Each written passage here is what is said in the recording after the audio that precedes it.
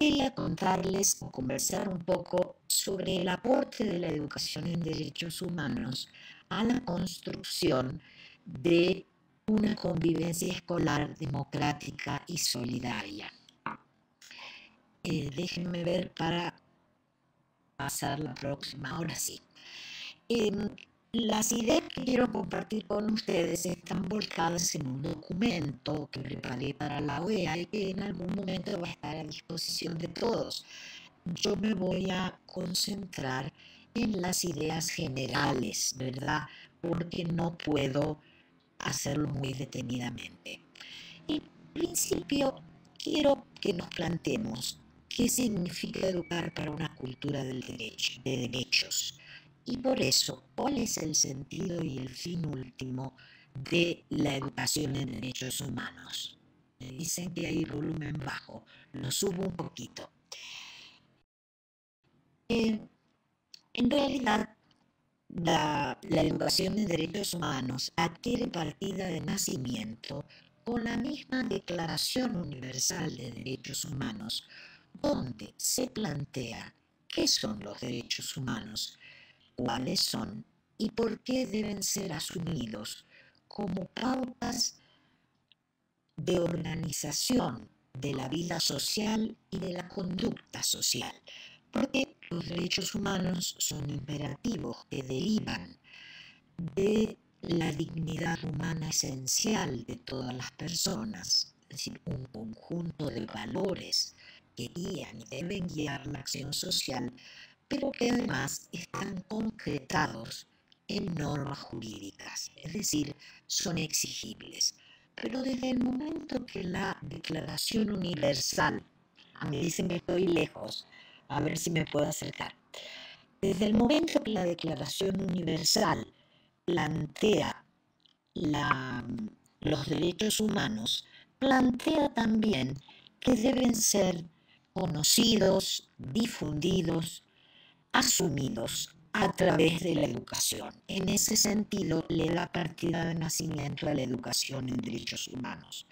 Porque aunque pudiéramos pensar que los derechos humanos son algo perfectamente comprensible, que son el pan nuestro de cada día, son en realidad, no son naturales, son una construcción cultural y por lo tanto debe ser aprendida y comprendida por las sucesivas generaciones, por los jóvenes, por los niños, y de allí se deriva que las generaciones mayores tenemos el compromiso de enseñarlos, promoverlos, difundirlos.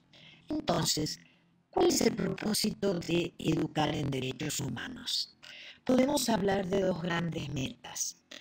La primera es construir sociedades donde no se atropelle la dignidad humana, es decir, donde no se violen los derechos de las personas. En este sentido, la educación en derechos humanos es un instrumento concreto para prevenir violaciones de derechos. Pero esto no es suficiente como meta para la educación en derechos humanos, porque no se trata solamente de prevenir o evitar violaciones de derechos. Se trata de que queremos construir unas sociedades donde los principios de los derechos humanos sean la base de la interrelación. Es decir, sociedades que convivan en forma pacífica y democrática, que sean respetuosas de la vida y las libertades individuales, sociedades igualitarias, justas y solidarias para todas las personas. En este sentido, la educación en derechos humanos se propone más que prevenir violaciones, se propone producir transformaciones individuales y sociales que lleven a ese ideal de sociedad, a ese horizonte moral que la misma Declaración Universal planteó que eran los derechos humanos. En este sentido, y porque las aspiraciones transformadoras de la educación en derechos humanos son profundas, la literatura suele referirse a ella como educación en y para los derechos humanos. Tal vez la expresión es muy larga, no la usamos constantemente, pero sí importa detenerse en ella, porque estas dos preposiciones tienen un sentido muy importante. Educar en significa educar en una filosofía, en una visión de la persona humana y sus relaciones, y a la vez educar en un conjunto de normas, ¿verdad? Porque como les decía, los derechos humanos son una filosofía, son valores, pero son valores exigibles legalmente. Entonces, educar también en normas de convivencia que están consagradas en la legislación. Pero se trata de educar también para, es decir, para una práctica de vida social que sea coherente con esos valores y principios. O sea, educamos en una filosofía, pero también para una acción coherente con el principio de la dignidad humana.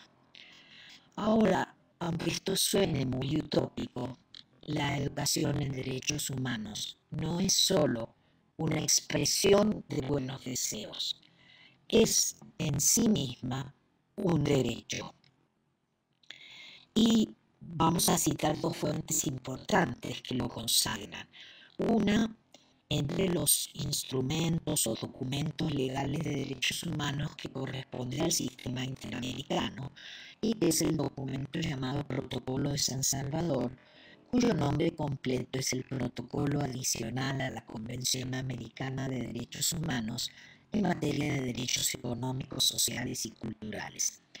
Este documento continental proclama en su artículo 13.2 no solamente el derecho a la educación, sino las cualidades o características que debe tener la educación, entre las cuales se cuenta educar en derechos fundamentales, en libertades, en garantías. Es decir, está consagrando la educación en derechos.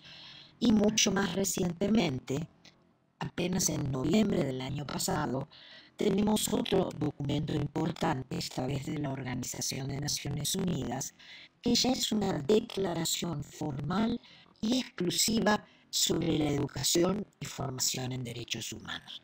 O sea, que hoy ya la educación en derechos humanos está consagrada como un derecho en sí mismo, lo que significa que los estados tienen la obligación de hacerlo realidad.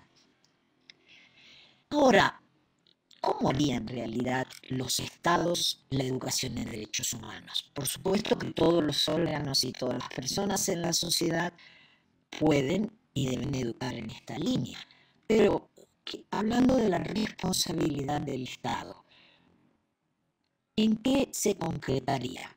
Pues la concretaríamos a través de la presencia de la educación en derechos humanos en la educación formal, es decir, en la escuela. Ahora, cuando digo en la escuela, esto parece muy sencillo, porque la expresión escuela es un poco engañosa. Parece que hablamos de un solo concepto, y sin embargo, la escuela representa todo el sistema de educación formal que engloba un conjunto amplio de componentes, todos los cuales son necesarios y son importantes para el proceso formativo. Por ejemplo, eso incluye la normativa y las políticas públicas educacionales. Incluye las diferentes formas o manifestaciones del currículum.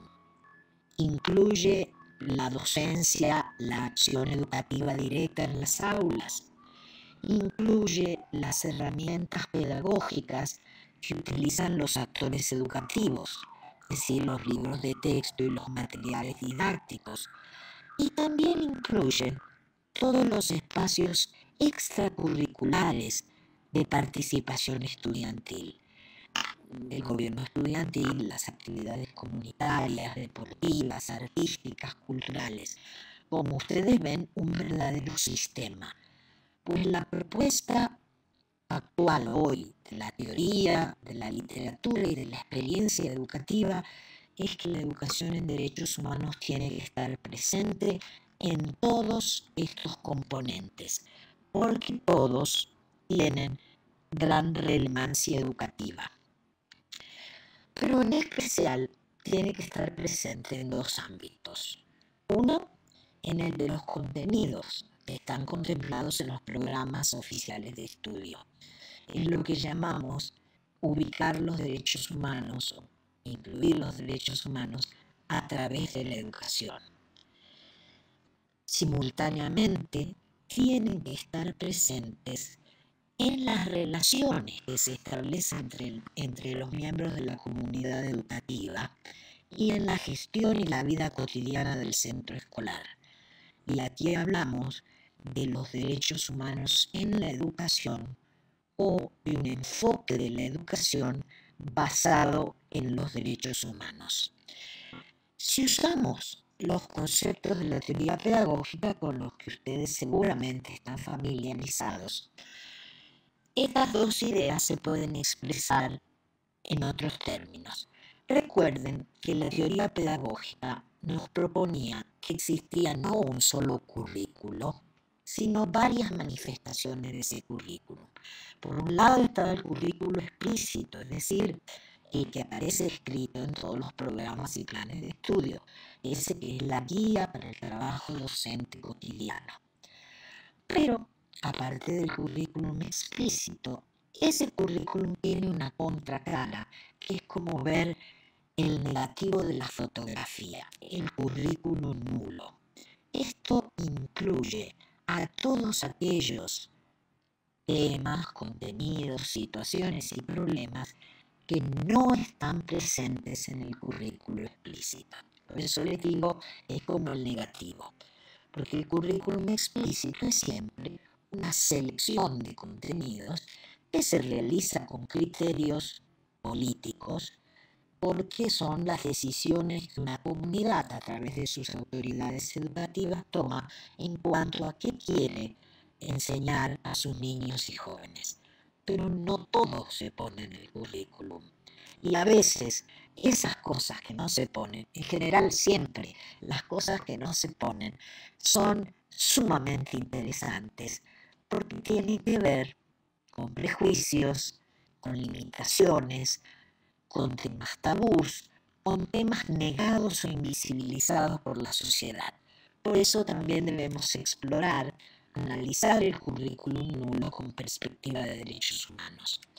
Y finalmente tenemos lo que se llama el currículo oculto, que se refiere a los mensajes que recibimos de las relaciones interpersonales que se establecen en el mundo escolar, entre docentes, entre sí, entre docentes y estudiantes, entre autoridades y docentes y estudiantes, entre autoridades, alumnos y miembros de la comunidad, entre autoridades y docentes y padres, en fin, todas las personas, todos los agentes que de una manera u otra intervienen en la educación.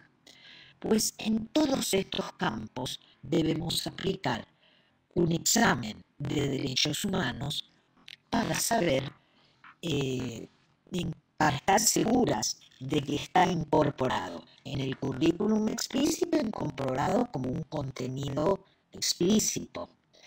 En el currículum nulo, para asegurarnos que no hay ningún tema de derechos humanos que haya quedado por fuera, que esté siendo ignorado, como por mucho tiempo ocurrió con temas sobre poblaciones indígenas o afrocaribeñas en nuestro continente, como ocurrió con la equidad de género, como aún ocurre hoy con derechos sexuales y reproductivos.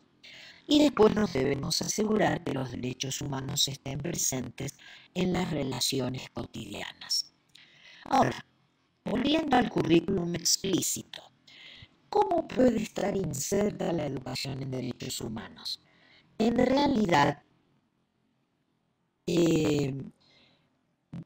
veo muchos mensajes respecto a un problema de audio y sinceramente les pido mil disculpas, pero no sé exactamente qué podría yo hacer. Voy a intentar eh, hablar un poquito más lento, pero lamentablemente no, no sé qué podría hacer para corregirlo.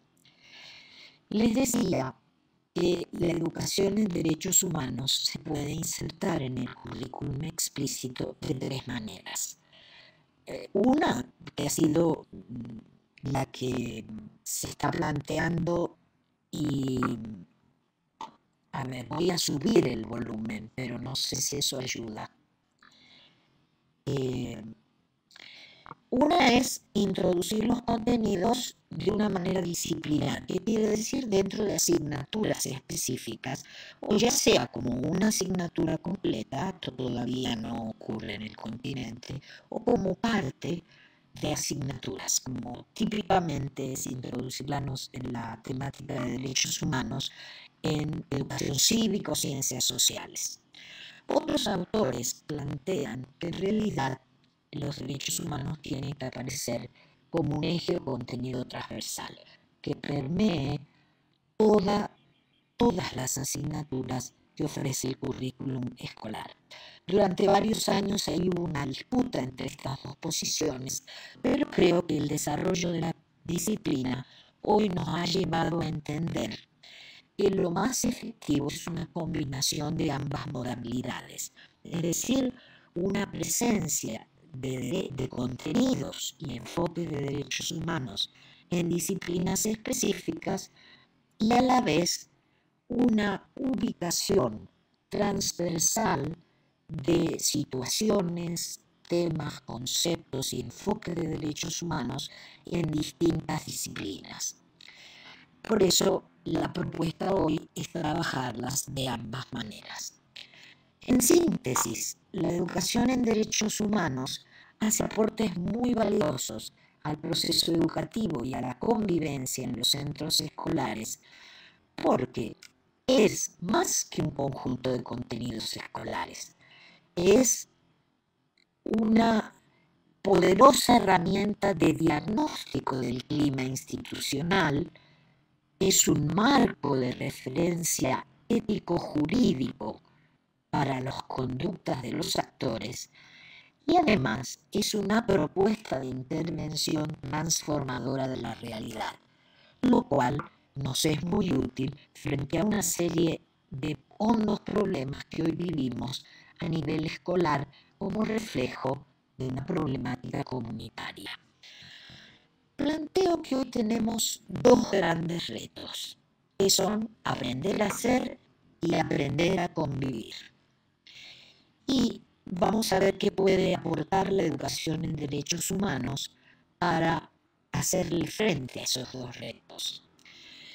Toda la teoría hoy señala que dos grandes nudos problemáticos de las sociedades contemporáneas tienen que ver con angustias, tensiones y conflictos no resueltos que todas las personas, todas ellas, todos nosotros enfrentamos, por un lado, en nuestro propio proceso de autorreconocimiento y estima personal, situados como estamos en contextos de acelerada transformación, con identidades tradicionales que se han ido debilitando y enfrentados como estamos con un futuro incierto y que no deja de ser amenazante. Entonces hay dificultades, tensiones en nuestro proceso de autorreconocimiento y autoestima. Y eso a su vez genera dificultades en las relaciones con otras personas y colectivos sociales en un mundo crecientemente globalizado, diverso y desigual. ¿Qué podemos hacer frente a ello? Bueno, ustedes pueden recordar un documento sumamente valioso que la UNESCO produjo en 1996, producto del trabajo de una gran comisión internacional de expertos, sobre la educación.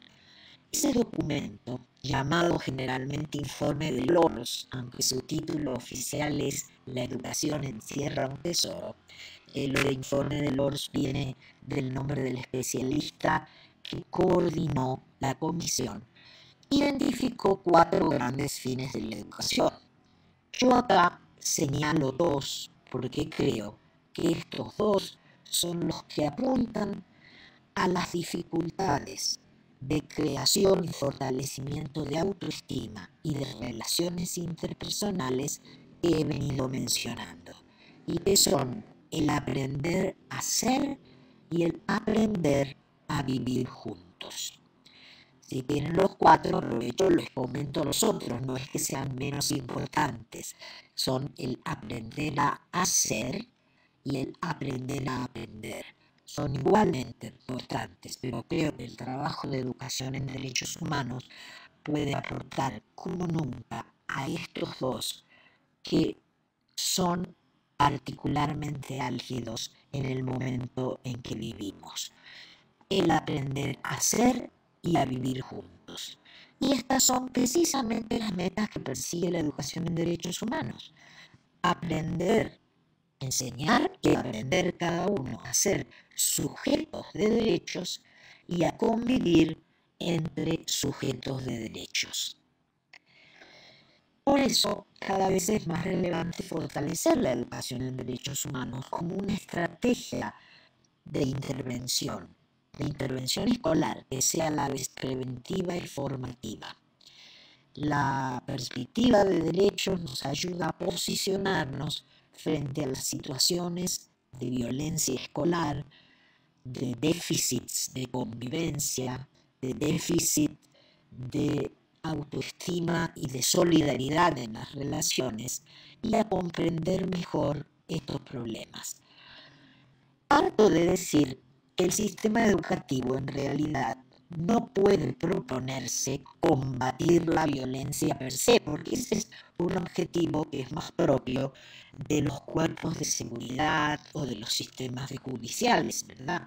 El propósito que debe proponerse el sistema educativo y el cual tiene que poner todas sus fuerzas es construir y sostener condiciones que aseguren la buena convivencia y el aprendizaje seguro, porque esas son las que hacen a su función, a su función formativa. Brevemente, quiero señalar que no hay que concebir la violencia de la que hoy se habla mucho en el espacio escolar y comunitario como un fenómeno único y uniforme. La violencia incluye, o al hablar de violencia, se incluye una gama muy amplia de situaciones y de conductas distintas. Por eso corresponde hablar en plural, porque si no las diagnosticamos e interpretamos bien, difícilmente podamos contrarrestarlas y prevenirlas. Las causas de las violencias escolares tampoco son uniformes, varían según la ubicación y el contexto social en los centros educativos. El documento del que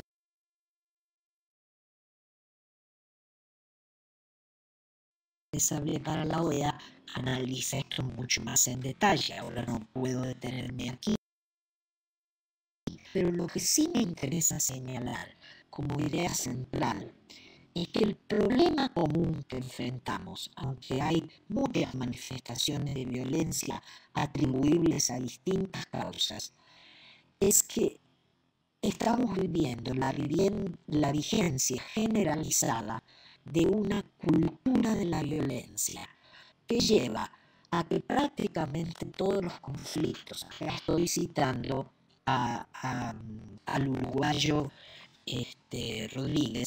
Ernesto Rodríguez, que nos dice que esta cultura de la violencia lleva a que prácticamente todos los conflictos, hasta los más acotados e irrelevantes, se solucionen por vías violentas. O sea, la cultura de nuestra sociedad nos lleva a acudir casi instantáneamente a soluciones que no son tales en realidad, más bien a respuestas reactivas de tipo violento, más que acudir al diálogo, a la negociación, al debate, a la búsqueda de transacciones.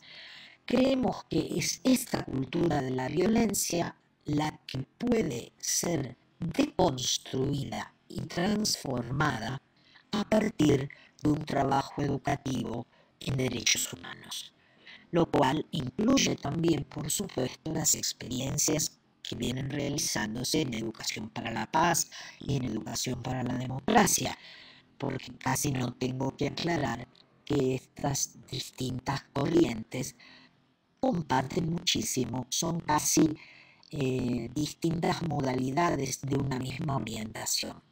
Entonces, en síntesis, la educación en derechos humanos, de la mano de sus modalidades hermanas, la educación para la paz o la educación para la democracia, puede ayudar a deconstruir y transformar la actitud violenta con que a menudo se encaran las relaciones interpersonales.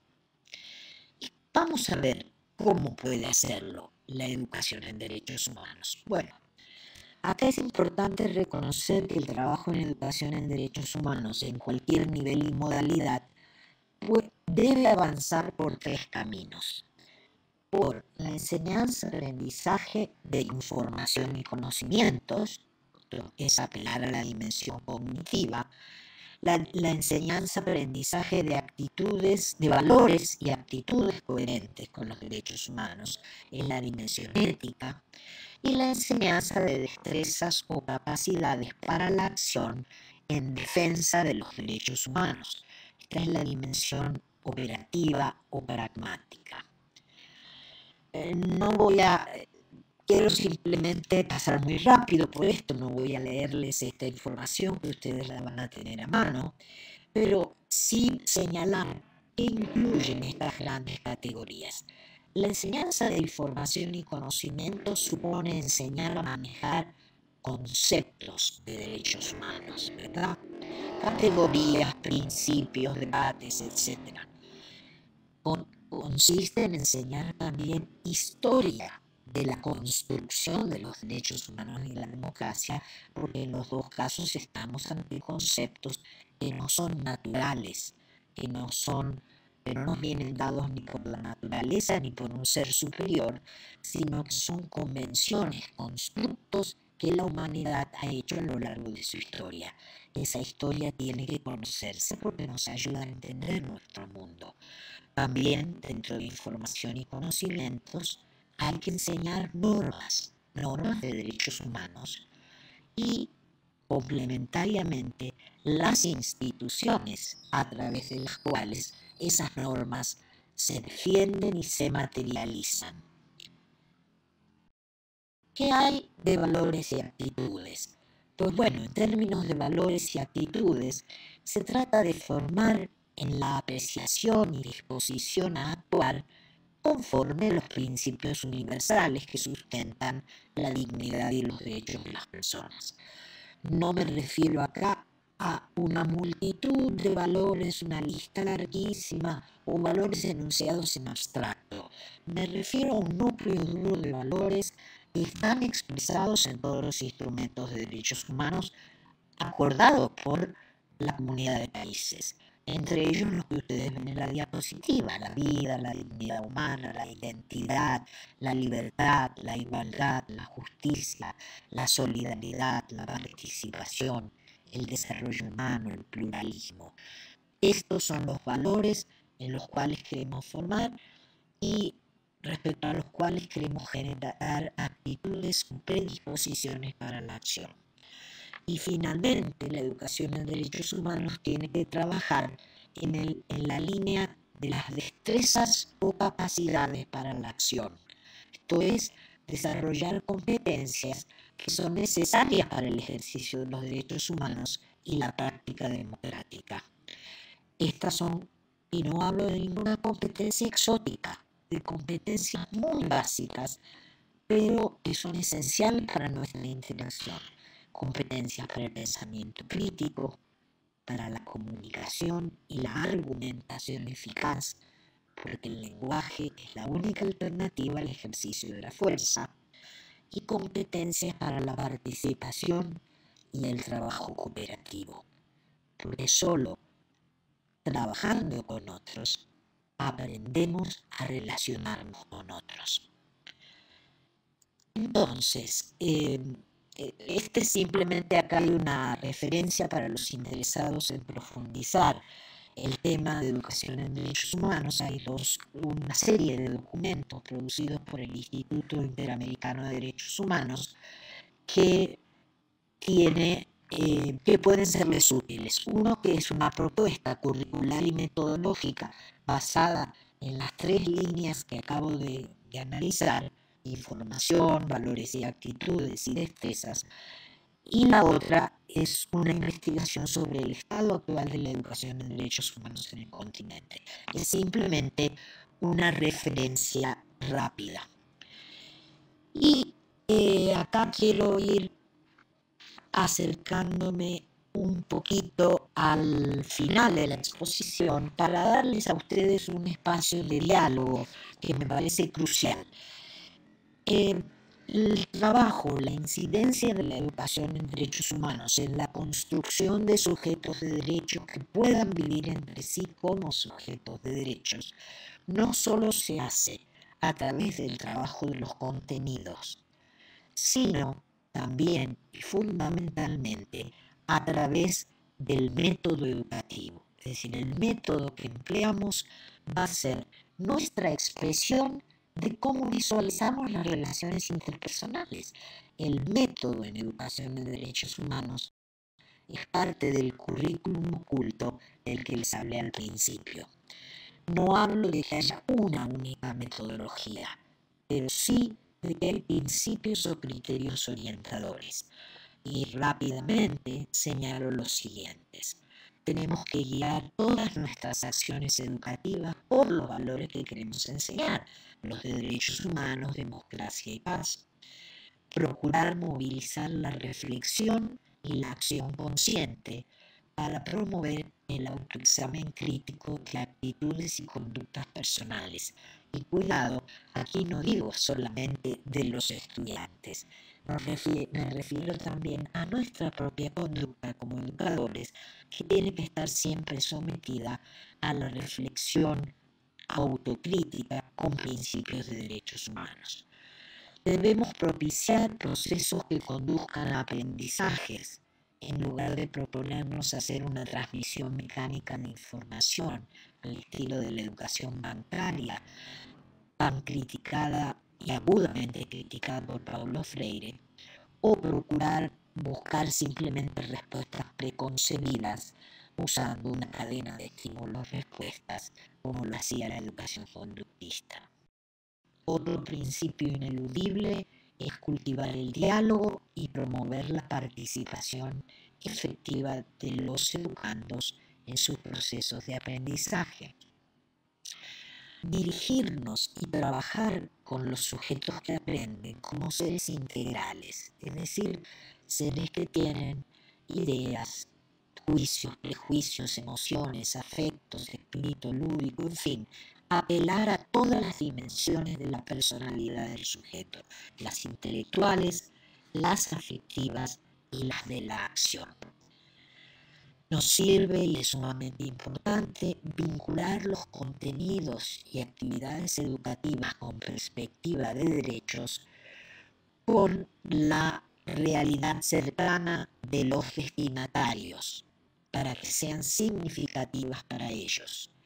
Es importante problematizar los conocimientos, no ocultar los conflictos, sino por el contrario, enseñar a identificarlos y a analizarlos.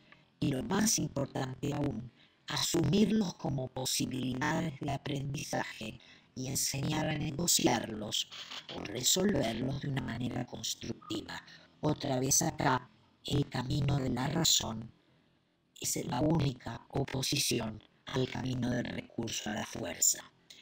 Y otro criterio metodológico importante en este trabajo es potenciar al grupo como un espacio de aprendizaje y cooperación.